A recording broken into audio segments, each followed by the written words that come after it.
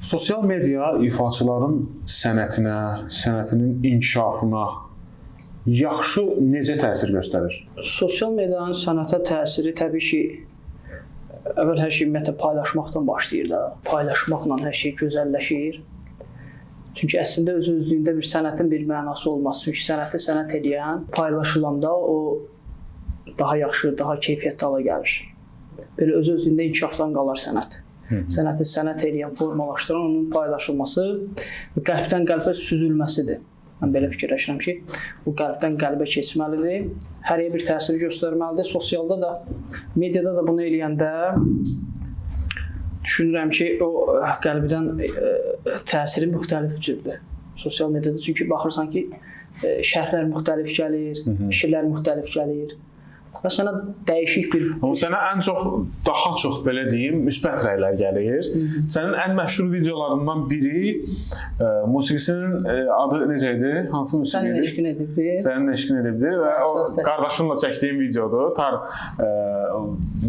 vasitəsilə ifa edirsən özün, əlindən alır. Bu cür bir, belə deyək, düzdür, sənin məşhurluğun televiziyadan idi onsuz da. Amma bu məşhurluğunun üzərinə məşhurluq gətirdi, deyə bilərik buna? Demək olar məşhurluq gətirdi, amma mən məşhurluq kəlməsini daha çox sənətlə axtarıb araşdırmaq istəyirəm ki, sənət üzərindən məşhur olmaq. Televiziyada məşhurluq bir başqa cürdür. İndi fərqlənir də, televiziyanın sosial mediada tamamilə fərqlənir.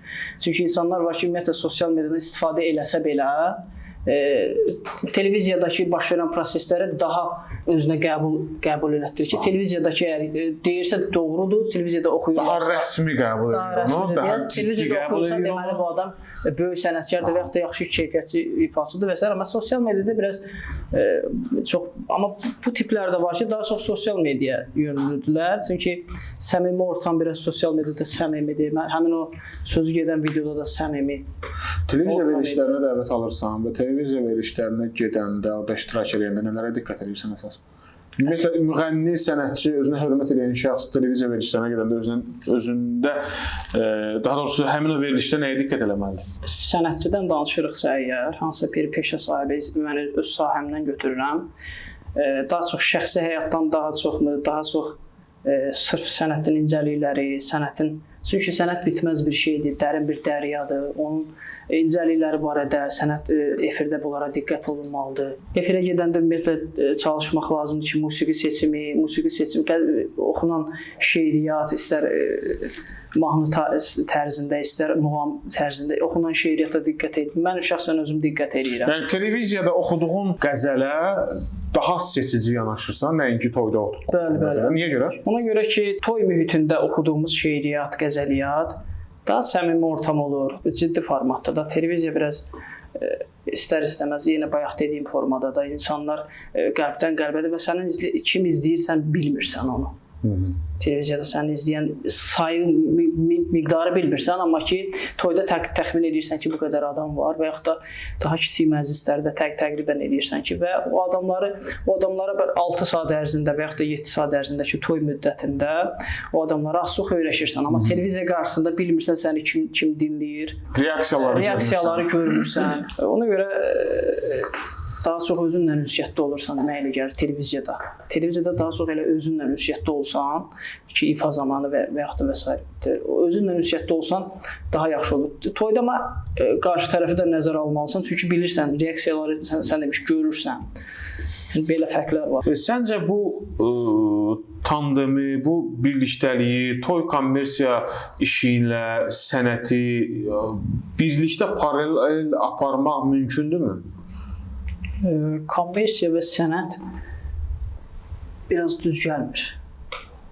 Çünki ümumiyyətlə pul, kommersiya, bu düşüncə onun üzərinə getdikcə səndən qaçan bir şeydir, mən belə fikirləşirəm. Düşünürəm, onun haqqında nə qədər fikirləşsən, ona nə qədər köklənsən. Bu məsələnin fəlsəfi tərəfidir, o heç. Bu məsələnin fəlsəfi tərəfidir, amma sənətdə də bu belədirmi? Yəni, sən pulun arxasında getsən... Təbii ki, vacibdir. Fəlsəfi tərəfdən dediyim kimi ki, qaçsan, üstünə getsən səndən qaçır. Amma bu vacib olan bir şeydir ki, sənətdə kommersiya mütləq lazımdır. Çünki təbii ki, bunun hazırlıq prosesi var, məşqlər var, konsertlərin təşkil olunması, adi efirin özü olsun. Dövlət tədbirlərində mən bilənin məvacib olmadan iştirak edirsiniz, elə mi? Tədbirlərdə çox az olur, məvacib olsa da az olur, amma Yəni iştirak edirik də, iştirak eləməyə özümüzə borc bilirik. Əlbəttə vacibdir kommersiya tərəfdən də, amma yenə deyirəm, yenə orada belə kommersiya köklənib sənət orada olmur mənə fikirləşirəm. Sadəcə köklənmə məsələsidir. Köklənə bilmirsən kommersiyaya. O lazımlı olmalıdır və düşünürəm sənətçi kommersiya barədə düşünmədən bu proseslər keçirilməlidir. İstər konsert olsun. Konsertin təşkilatçılığında iştirak edən həmin ki o sənətçi ki konsert verir. Düşünürəm o ümumiyyətlə bu proseslərdə iştirak eləməməlidir. Musiqi təşkilatçılığı və s. bütün bu kommersiya ilə bağlı olan məsələlərin heç birini sənətçi məşğul olmamalıdır. Çünki bu nə qədər köklənsən orada sənət yoxdur. Sən neçənci il idi? Yaxın illərdə idi sənin laureat olmağın. Bəli, 2022-ci ildə televiziya müsabiqəsində qalib olmuşam. Səndən sonra neçə muğam müsabiqəsi keçirilib? Məndən sonra bir muğam müsabiqəsi oldu. Neçənci ildə? 2020-ci ildə qalib oldu. 2022-ci ildə. 2022-ci ildə qalib oldu. 8-ci televiziya muğam müsabiqəsinin qalibi Daşqın Kürçaylı. Müsabiqədən sonrakı sənət taleyin hansı istiqamətdədir? Necə bir dəyişiklik baş verdi səndə? Müsabiqə mənim kimi bütün mənim müsabiqə yoldaşlarımla bərabər keçid dövrüdür müsabiqə. Çünki orada mən uşaqlığımdan, ta ki uşaqlığımdan müsabiqədə sadəcə iştirak eləməyə özümə arzu eləmişəm. Bilmirəm bu nə dərəcədə, yəni uşaqlar müxtəlif oyunlarla məşğul olanda, oyuna gedəndə, həyatda oynayanda mən dizimi atıb o televizorda ümumi müsabiqəsinə baxmışam. Abgür Mirzəliyevin oxumaqlarına baxmışam, Mirələm və s. Bunların oxumaqlarından sadəcə öz-özümə qiymət vermişəm, bir balaca uşaq kimi. Özümdə arzu yaratmışam ki, mən bu müsabiqədə sadəcə iştirak edeyim. O müsabiqədə iştirakımız və mənim orada hətta qalib gəlməyim ağlıma gəlməzdi ki, mən orada qalib gələrəm, yer tuta bilərəm. O iştirakımızdan sonraki proses çox dəyişiklik oldu. İstər o ustadların, orada müsiflər heyətinin bizə verdiyi tənqidlər və təriflər ki, tərifdən çox nəticə çıxarmaq olmur, tənqiddən nəticə çıxarmaq olur. Haqlı tənqiddən söhbət gedir də. Ondan sonra cilalandıqdan sonra artıq toy sisteminə yavaş-yavaş. Çünki çox adam deyir, toy məktəbdir xanəndə üçün. Mən məktəb deməzdim buna. Toy məktəb deyil, məktəbdə müəllim olur, tələbə olur orada. Səmimi ortam, çox ciddi ortam olur da bayaq dediyim kimi.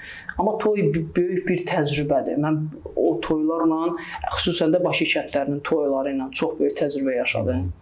Və bir neçə toylarda, ağır məclislərdə iştirak elədim. Toylarda təcrübə ilə bağlı bir sual verəcəm sənə. Amma mən istəyirəm ki, həmin o muğam müsabiqəsindən sonraki taleyi Daşqın Kürçaylının soruşanda, yəni diqqət nə qədər oldu? Diqqət necədir? İndiki diqqət səni qane eləyirmi? Yox, əlbəttə ki. Məni insan ümumiyyətlə çox şey qane eləmir həyatda. İnsan hər şeydən bir yarımçılıq hiss edir özündə, amma müsabiqədən sonraki təbii ki, öz üzərimizdə çalışmasaq, öz üzərimizdə biz yerimizdə saysaq və kimdənsə dəstək gözləsək, kimdənsə nəsə olmsaq, mənə elə gəlir ki, elə də qalacaq. Yəni, diqqət qane eləmir deyəndə nəsə düşünürəm?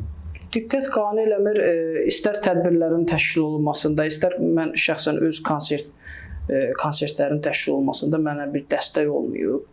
Maddi baxımdan demirəm, heç mənəvi dəstək də görməmişəm, heç bir tərəfdən, amma bir konsert vermək istəmişəm ki, çalışmışam o konsert vereyim. Onda da alınmayıb. Əziz tamaşaçılar, yəni konsertini ən çox izləmək istədiyimiz şəxslərdəndir Daşqın Kürçaylı. Yəni siz tanıyırsınız, muğam dinləyənləri mümkün deyil ki, Daşqın Kürçaylını tanımasın. Onu mən qeyd edeyim, bu üzrə sözü kəsdiyimə görə.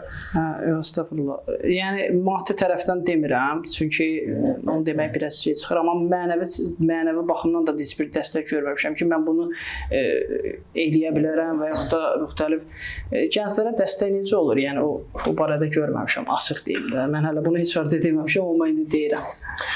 Hansısa belə deyim, musiqi ilə əlaqəli qurumlardan, Mədəniyyət Nazirliyindən olsun və yaxud da ki, klublardan olsun, lokal kəndlərdə olan klublar, mədəniyyət evləri, təkliflər gəlirmi orada müəllim kimi fəaliyyət göstərməyin üçün və yaxud da ki, hansısa teatrlarda solist kimi fəaliyyət göstərməyin üçün? Təkliflər yoxdur. Mən televiziya müsabiqəsindən sonra 2 müsabiqə qalibiyəm. Respublika konservatoriyanın nəzdində keçirilən Respublika muğam müsabiqəsində qalib olmuşam. və oradan birbaşa vəsiqə qazanmışam Beynəlxalq Muğam Aləmi, Beynəlxalq Muğam Festivalına ki, 6 ölkə arasında keçirilirdi. Orada da ikinci yerdə qalib oldum və artıq mən gözlədim ki, mənə təkliflər olacaq. Və bir müddət gözlədim və gördüm ki, gözləməyin bir mənası yoxdur. Niyə mənası yoxdur? Yəni görmədikdə insan görmədiyi şey ona görə, amma sonra bunun səbəbi nədədir səncə? Səbəbi bunu özün yəqin ki, dəfələrlə düşünmüsən. Səbəb də axtarmısan yəqin ki. Hətta müraciətlər də eləmişəm. Yəni gözləmə müddətindən sonra müraciətlər də elədim. Ancaq müraciətimə bir cavab ala bilmədim açığı. Konkret səbəbini yəni deyə bilmərəm ki, səbəb bilmirəm nədir. Yəqin ki, səbəb ya sənətimiz göz önündə deyil, ya o səviyyədə elə inkişaf eləməmişik. Və yaxud da yəni əsas odur ki, mən öz təcrübəmi toplamışam bu 3 müsabiqədə. Bu 3 beynəlxalq müsabiqədə özümə təcrübəmi toplamışam, öz gücümü özümdə hiss edirəm. Bu da mənə bir dərsdir də təbii ki. Yəni bunun səbəbini əsl sənətçilərin kölgədə qalma səbəbi kimi nəyi düşünə bilərsən? Bax, indi bu sualı verdikcə nə düşünürsən? Yəni sənətçilər niyə bir müddət kölgədə qalmalı olurlar? Bu indi sən danışdıqca fikirləşirəm, təbii bir şeydir. Əsl həqiqi sənətçi və həqiqi adi bir intellektual götürək ki, heç vaxt zamanə mən elə fikirləşirəm ki, zamanə heç vaxt öz intellektualına, heç vaxt öz həqiqi sənətçisinə qiymət verə bilməyib. Bu bütün dövrlərdə belə olub. İndi mən özümü çıxıram oradan, çünki həqiqi sənətçi özümü elə hesab eləmirəm. Özümü çıxıram. İndi həqiqi sənətçilərə də doğrudan da sosialda görürük, televiziyada görürük ki, yoxdur belə bir şey, həqiqi dəyərdən söhbət gedir. Və bu zamanın bütün dövrlərində bu belə olub və mənə elə gəlir ki, bundan sonraki dövrdə də belə olacaq. Çoxluğun olduğu yerdə, kütlənin olduğu yerdə sənət gözləmək düzgün deyil düşünürəm. Sənətdə çoxluq, sənət və çoxluq, bayaq kommersiya dedikdə, kommersiya, çoxluq, milyonlar, milyardlar baxış, izləmələr, bu artıq burada sənətin zəiflədiyini görürük. Bilmirəm səbəbi nədir, mənəvidir, fəlsəfi səbəblərdir, bilmirəm. Amma çox maraqlıdır ki, olmur. Qədimdə də bu belə olub. Bu halı... Buyur daşqın. Məsələn, mən evdəkilərlə söhbət edəndə, yaşda böyüklərlə danışanda deyirlər ki, valla vaxtında Hüseyn Ağa Hadiyevə nə qədər qulaq asan olub ki, Hüseyn Ağa Hadiyevə nə qədər, Akif İslamzadəyə nə qədər qulaq asan olub ki, müəyyən bir kütləsi olub, milyonlarla baxışı olmayıb, amma o vaxtın başqa sənətçilərin adını çəkdilər ki, bunlar tanınırdılar, daha çox efirlərdə, daha çox toylarımızda görürdük.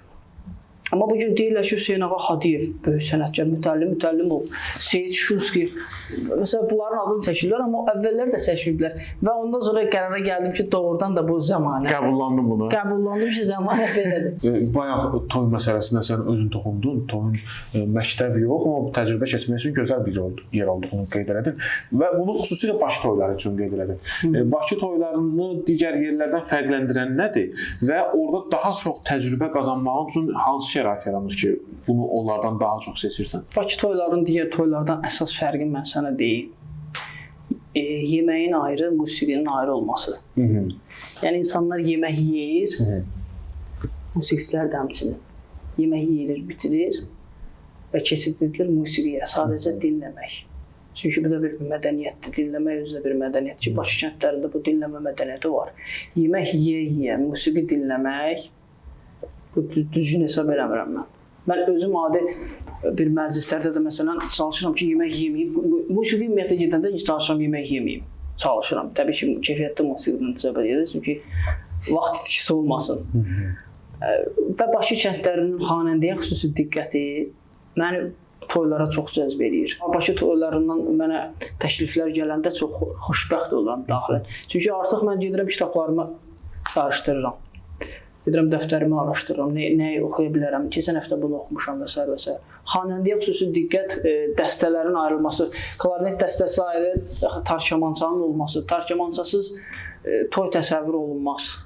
Çünki bu qədimlikdən əlavədə bu muğamı tarkamançasız təsəvvür eləmək olmaz, dəfsiz təsəvvür eləmək olmaz.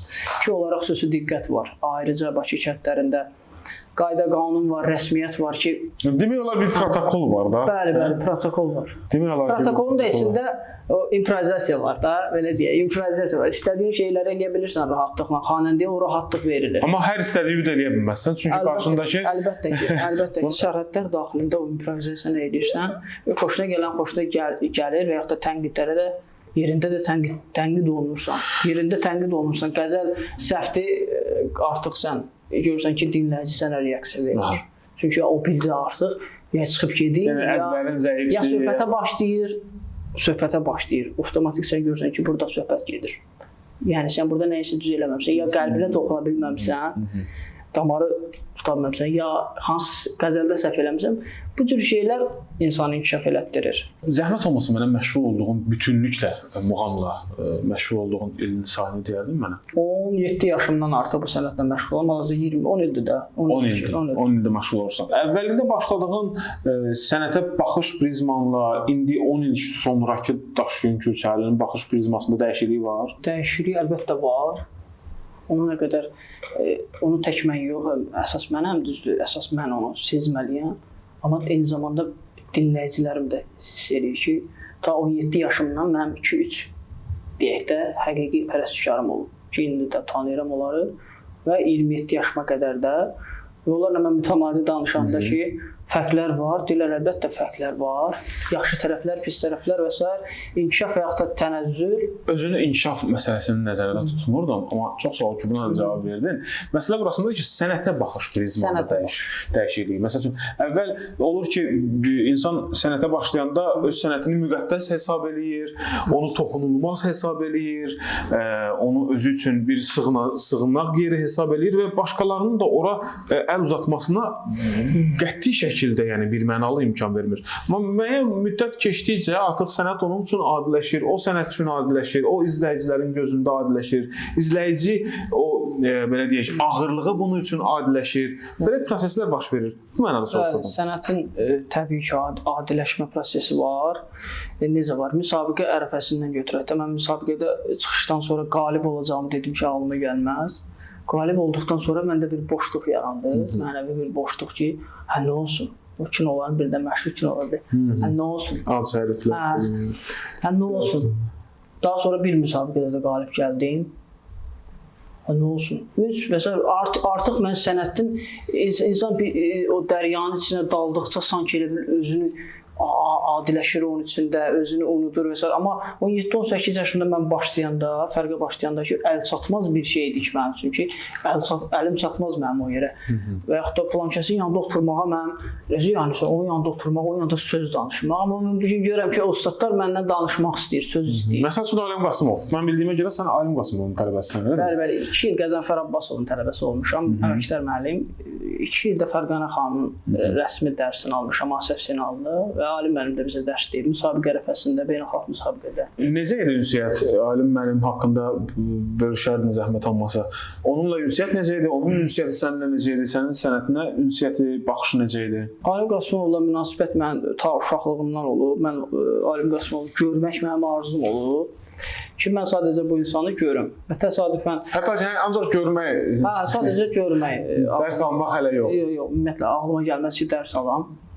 Və sonra onun tarixçəsi daha uzundur ki, mən onunla görüşdüm. O məni hətta fikirləşirdim ki, müəyyən bir kommersiya qarşısında bu insan mənə sadəcə dərs deyə və yaxud da təbii ki, bu bir cəhd idi ki, mənə dərs deyim. Belə tək özüm xahiş eləmişim. Amma bu daha sonra müsabiqədən sonra artıq özü hətta rəsmi ortamlardan evdə də artıq dərs keçməyə mənə gördü də onu ki, gəldim, getdim rahatçılıqla və ondan dərs almaq yox, dərs almaqdan əlavə çox şeylər öyrənmişəm. Səmimi ortamlarda nə etmək lazımdır, səmimiyyəti nədir, əslində muğamın mahiyyəti nədir, fəlsəfəsi nədir, muğam nə tələb eləyir səndən, sən necə dinləyici, necə ötürməlisən, bunları sadəcə Alim Qasımovdan hal olaraq mən öyrənmişəm, hal olaraq. Ləfz olaraq yox, söz olaraq yox. Yəni, onları konkret bizə otuzdurub danışdırmayıb ki, belə eləməyib, bunlar da var təbii. Özü bir nümunə olub. Sadəcə bir canlı bir nümunə olub mənə. Nümunə olan insanlara adətən ustad deyirlər. Yəni, sən özün də bayaq istifadə edin həmin sözü, alim müəllim üçün. O, bəzən məşhurluğunun pik nöqtəsində olan insanlarda, hörmətinin pik nöqtəsində olan insanlara çox insanlar ustad demək istəyirlər ki, onun tələbəsi olmaq, adını qazanmaq istəyirlər. Amma fərq eləyir, yəni bir insana həqiqi ustad deyən insanla.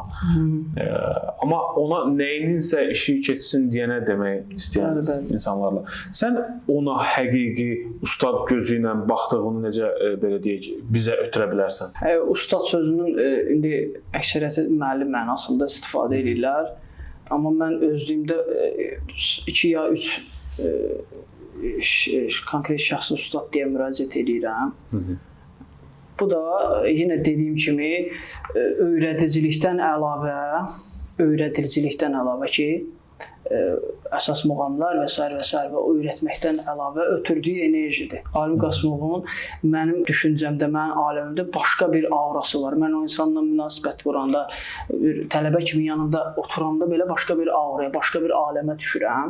İstər oxumağındakı aləm, istər söhbətlərində, düşüncələrində başqa bir aləmə düşürəm. Harda necə davranmaq lazımdır, harda nəyi ifa eləmək lazımdır, harda insanların qəlbinə necə girmək lazımdır, efirdə, toyda və bunların hamısını mən o enerji ilə öyrənmişəm. Ona görə özümə ustad desə, o barədə. Sən daha yaxınsan deyənə qoy səndən soruşum, bir xəbər almış kimi olum, özündən soruşma imkanı yaranmayıb hələ ki. Bu rep hazırlanırdı. O nə yerdədir? Yəni hazırlanıb bitirmi, təqdim olunacaqmı Alim Qasımovun ifasında? Dərin bir məlumatım yoxdur, amma səhv eləmirəmsə özü də efirdədir. Çıxışlarında baxdım ki, rep artıq bir hazırlıq mərhələsindədir, artıq hazırlanır. Yəni ayrıca bir düşünürəm ki, bu insan alim müəllim nə etsə dinləyicilər üçün artıq bir fenomenə çevrilir, bir ideala çevrilir. Bu insan bir mərhələdən sonra artıq onun nə edildiyi danışılmamalıdır da. Yəni nə qoyub bizim üçün irs qoyub. Bu vaxta qədər insanın bizə irsi, hər şeyi bütün suallara son qoyur. Bizim üçün qanundur, sözü də, oxumağı da, hərəkəti də, danışığı da. Çünki bu insan artıq o mərhələdən keçib və insanlar haqqında fikirləşmir ki, çünki bu insanlara köklənməyib, bayaq dediyim məsələ kimi, insanların fikirlə köklənmiş insan deyil. Televiziyalara dəvət olunma məsələsinə əvvəldə biz toxunduq, amma indi sən danışdıqca beynimə bir sual gəldi ki, televiziya verilişlərinə muğam ifaçılarının dəvəti planlı şəkildə olur. Müəyyən bir tapşırıq və yaxud da ki, müəyyən bir dövr, bir hərəkat baş verir, muğam ifaçıları televiziya verilişlərinə dəvət olunur və yaxud da ki, həmin muğam haqqında verilişlər təsis olunur. İndi isə məsəl üçün şou xarakterli verilişlərə daha çox muğam ifaçıları, xalq mahnıları ifaçıları, samballı, bəstəkar musiqisi ifaçıları dəvət olunmur. Bunun tələbatı yoxdurmu deyə dəvət olunmur? Yoxsa yalnız tapşırıq planlı şəkildə dəvət olunmalıdırmı?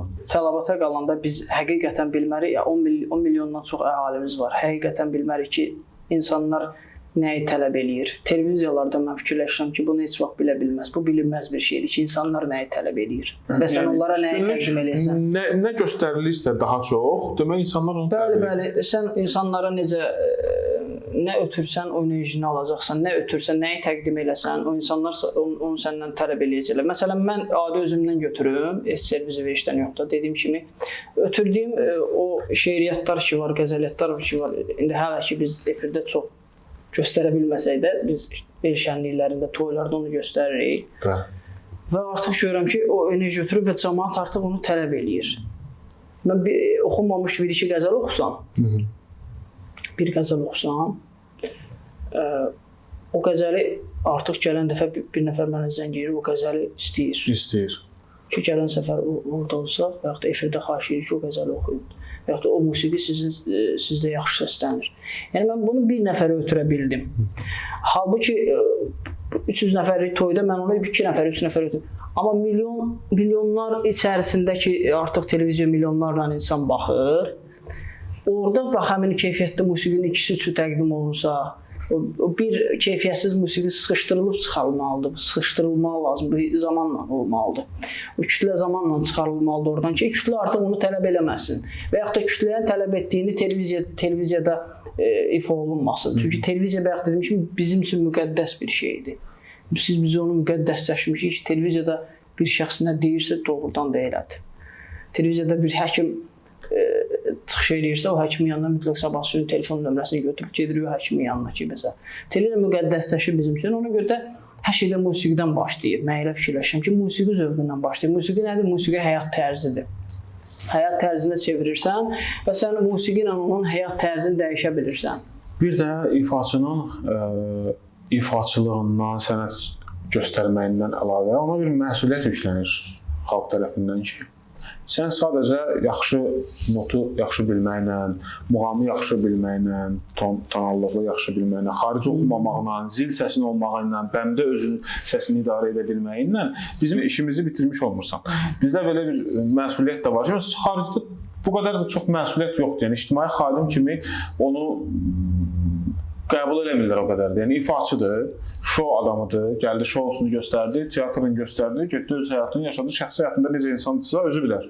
Amma bizdə xüsusi bir məsuliyyət var şərq aləmində. İfaçısansa filan, sənin şəxsi həyatın da örnək nümunə olmalıdır. Səncə belə olmalıdırmı? Tam şəxsi həyatı yox. O məsuliyyət cəmiyyət qarşısında davranışdan əslində mənə elə gəlir ki, həmin o məsuliyyət xüsusən muğam sənəti. Xüsusən muğam sənətinə bizim dinləyicilər davranışa fikir verir. Oturuşa, duruşa, oxuduğu sözə, muğam sənətində oxuduğu qəzələ, musiqiyə və s. Şəxsi həyat dinləyici üçün olmamalıdır. Səncə bu muğam sənətinə bu ağırlığı yükləmək, yaxşı şəxsi həyatı qoyduq kənara, yəni özünün davranış tərzini idarə etmək, daim kontrolda saxlamaq məsələsini muğam sənətinə bu qədər yükləməyə ehtiyac varmı? Bu qədər ağırlığı? Çox yox, amma bu lazımdır. Lap elə fərqlənsin də. Digər musiqi növlərindən fərqlənməlidir muğam. Muğam çünki mistikdir, mistika var burada. Mistik insanın da aurasından, mistik insan əslində onu bir hazırlıq prosesində eləmir, planlı eləmir. Yəni durum ki, mən əslində bu belə olmamalıdır ki, mən planlı şəkildə hardasa rəftar eləməyim, yox. Cəmaatla digərlə yox. Cəmaatla digərlə yox, sadəcə onun yaşantısı bir örnək olmalıdır, siz deyən kimi. Şəxsi həyatından örnək olmamalıdır, ailədə problemlər və s.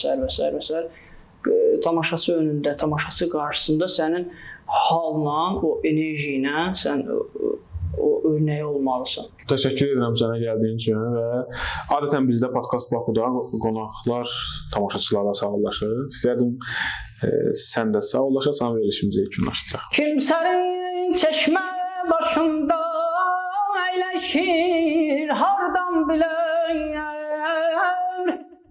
çöldə yalvarə gəzən Məcnunun dərdi möhnətin dərdimiz hardan əyan olsun bizim dəsillərə dərdlər yaxşı bilən aləmdə dərdin qiyməti